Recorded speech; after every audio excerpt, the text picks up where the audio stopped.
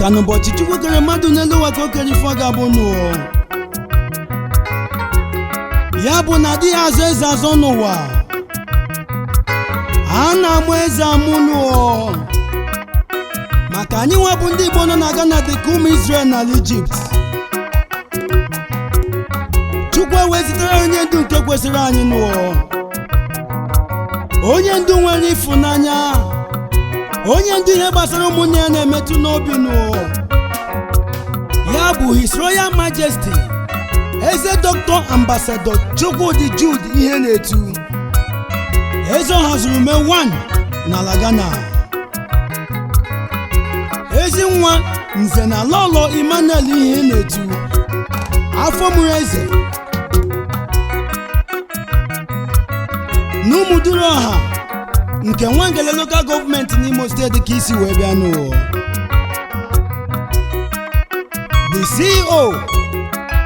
Chibet Group of Companies worldwide anyị wee na-ayọ ụmụ Igbo gba gburugburu sonye bezi n'akwa nụ maka na ihe adịla mma nụ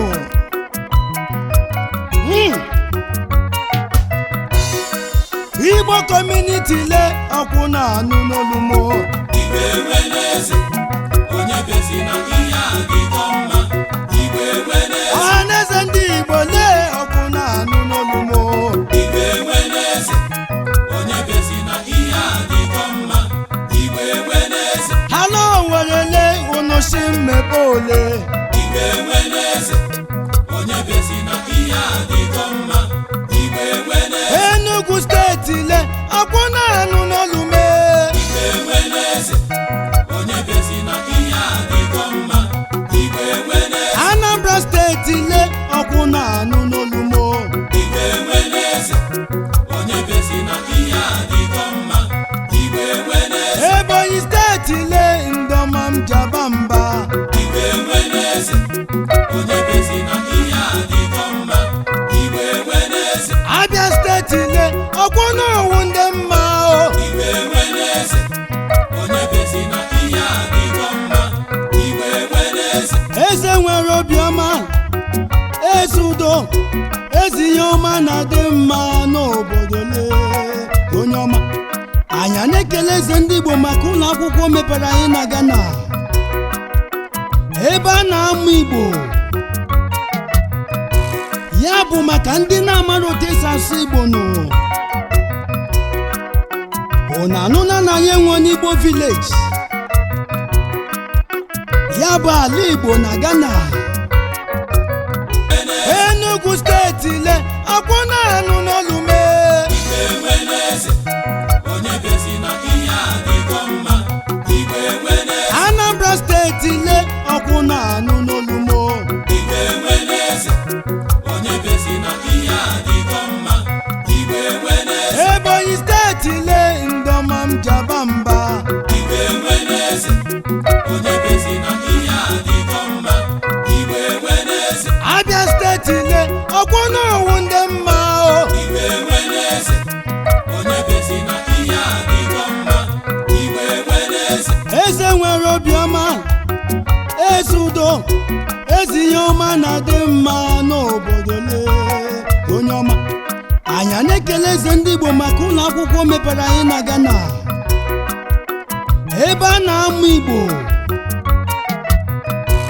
ya bụ maka ndị na-amara otu esi asụ Igbo n'ụwa unu anụna na anyị enwe n'Igbo village ya bụ ala Igbo na Ghana a na-akọzi ndị a na-enyere aka n'ụwa ka anyị na-akọzi ụmụ Igbo ndị enyere ụlọ ebe ha ga-ebi na Ghana ya mere ọhaneze ndị Igbo ji wee lechaa anya n'ụwa wee sị na ihe gba n'aka ejighị enyele ya n'ụwa ya bụ na ọchịchị kwesịrị gị o amụwa bụ Chima Nwaduru wee sị o na ị ga-achị anyị ruo mgbe ebighị ebi onye eze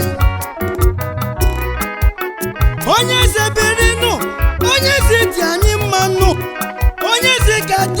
chinu maka iche dịrị agwụ eze ọha zuru mee ọchịchị kwesịrị gị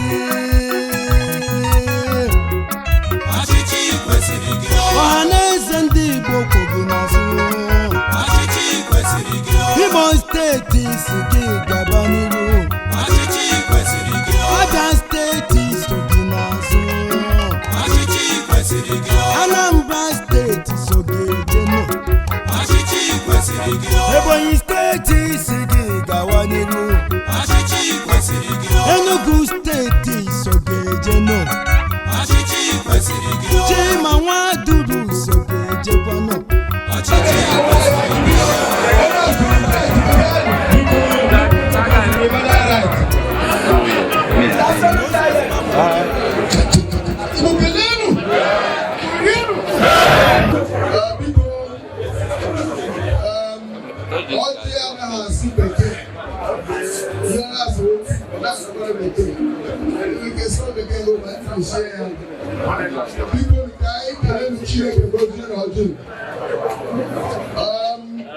Igbo lechara mkpụrụ osisi n'ime ọhịa ya wụrụ ọjị wụ ihe ha ji na-anabata ọbịa ya wụrụ mkpụrụ osisi a ka ha ji na-asị nnọọ ya wụ mkpụrụ osisi a ka ha ji ekwu okwu ihe ọma Igbo mechasị na enweta ọjị wetara ndụ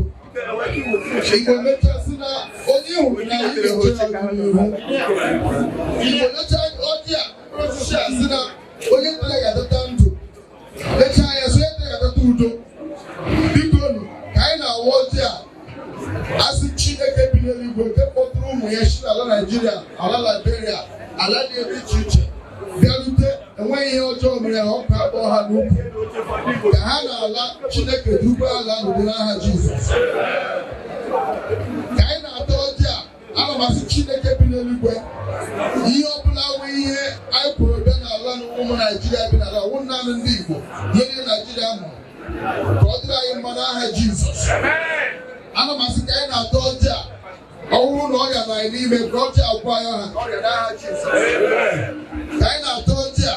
ihe ọma ga-eso ya aka n'aha Jizọs ka anyị na-ata ọjị a ajọ mmadụ ga-apụ n'aha Jizọs ka anyị na-ata ọjị a ihe ọma ga-eme anyị n'aha Jizọs ka anyị na-ata ọjị a oche eze nke Chineke nyere na ama anọkpe mgburu n'aha Jizọs ka anyị na-ata ọjị a onye na-egbu anyị ọkụ n'oche anya aka n'aha Jizọs ka anyị na-ata ọjị a onye si ndị abụ amasị ya n'aha Jizọs ka anyị na-ata ọjị a aga m anọ ka nọkpe mgburu n'aha Jizọs Chineke dị n'obodo n'aha Jizọs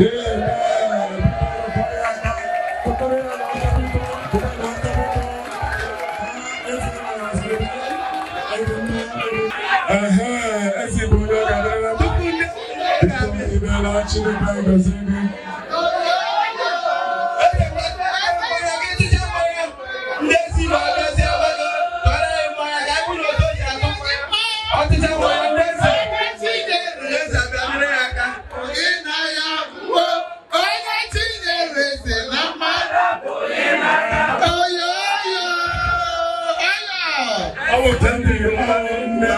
ndị Igbo na Lagos onye ahụ onye tolitere olu a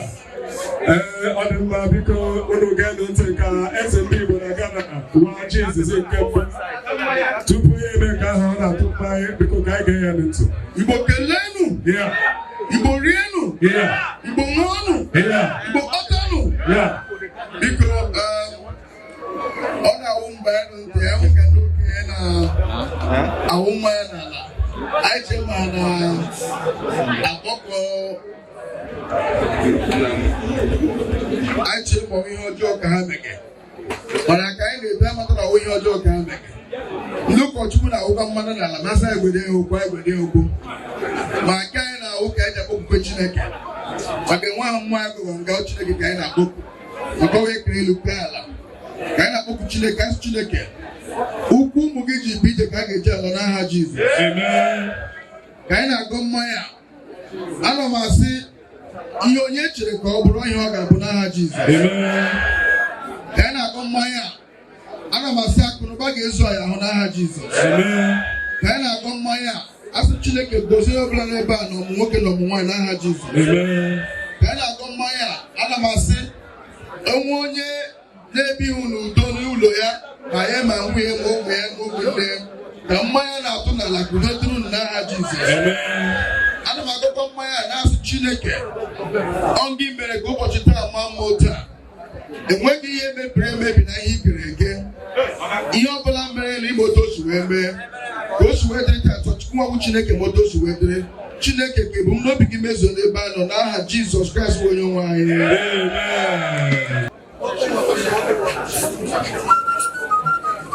Because we want to see the ceremony. This is one of the most important ceremonies in Igbo land, New Yam Festival. This is the first time Eze Igbo is doing it in his life. Please, we want people to listen. Let us see what he do. Igbo kelenu, Igbo rienu, Igbo zonu, Igbo kpọtanụ. Ndị Igbo biko ịga ile anya n'ala Igbo ihe eji mara Igbo mgbe wụ ọrụ ugbo. N'ime ọrụ ugbo nwoke ọbụla wụ dịbụ ụlọ na-akwagara ọba ya ugbo maka ile anya n'ọba ọ na-awụ ụmụ nwoke na-enwekarị ikikere ịba n'ọba karịa ụmụ ndị obodo. Nwaanyị gawa n'ọba mgbe ụfọdụ ya na-adịghị eskil. O gosiri na ụmụ nwoke na-eji wuo otu a na-eji eme emechaa nwoke kọwa ubi enwe mgbe ọ ga-eru ya aza eze oji. Biko ji ụkwanụ ofu ihe ọma ọ na-awụ a na-eji aga obodo dị iche iche mana ụbọchị nke taa wụ 15th September 2012 ihe awụ izizi Ghana na-awa ji n'afọ a na-awakwana ji ya awụ n'otu eze Igbo nke mbụ na Ghana eze ahazuru mee. Ana m asị ka m na-awa ji a onye ọbụla ririzie ji ọhụrụ gawa. Ka m na-awa ji a ọ ga-adịrị Igbo niile mma.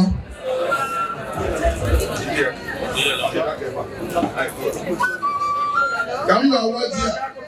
ọ ga-adịrị Igbo niile mma. Ka m na-awa ji a onye ọbụla na-akọ ugbo ji ga na-erute nri. Ka m na-awa ji a akịka ga-ataji ndị Igbo. Ka m na-agawa ji a ihe mma ga-emere anyị. Ka m na-awa ji a Chineke ga-egozi ndị Igbo niile. Anyị ga-eji ogologo ndụ n'ahụ isi n'aha Jizọs.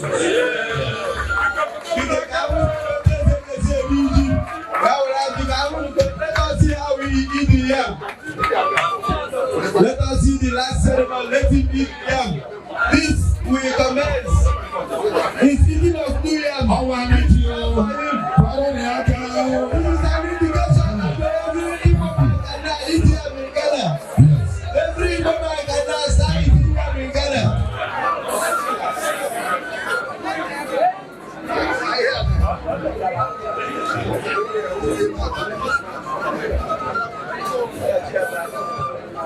Ji abara n'aka biko Igbo mepere m ụzọ ka anyị wee ji ọhụrụ.